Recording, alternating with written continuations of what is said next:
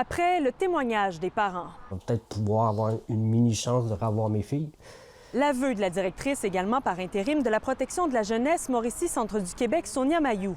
Oui, il y a eu des écarts dans les pratiques cliniques. Et ce souhait de rebâtir le lien de confiance avec les familles et la population en raison de cette enquête systémique sur les lésions des droits à la DPJ et les 157 dossiers révisés. Je pense qu'on se doit d'être transparent avec ces familles-là et c'est ce qu'on veut faire. Aujourd'hui, on apprend que le nombre de signalements à la direction de la protection de la jeunesse de la Mauricie et du Centre du Québec a augmenté de 9,6 % depuis l'an dernier, passant de 11 009 à 12 065.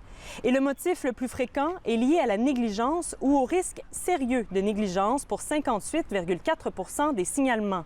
C'est 10 % plus élevé que la moyenne provinciale. Plus de 250 personnes qui ont été formées.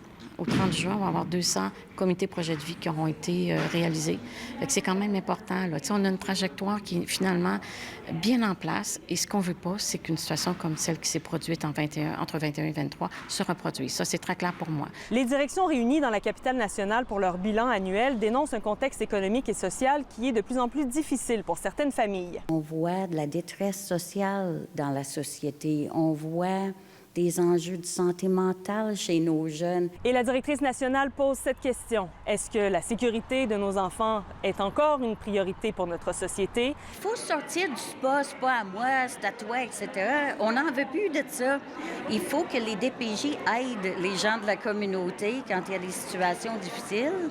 Mais il faut que les gens de la communauté soient aussi en mesure de donner les services. Parce que ce qu'on voit avec les CLSC présentement, puis depuis plusieurs années, c'est « c'est un besoin de DPJ, il est là, je disparais », mais dans les faits, il devrait rester là. Alors qu'à l'échelle provinciale, le nombre de signalements dépasse les 144 000, ce qui représente une hausse de 1,4 % comparativement à l'année dernière.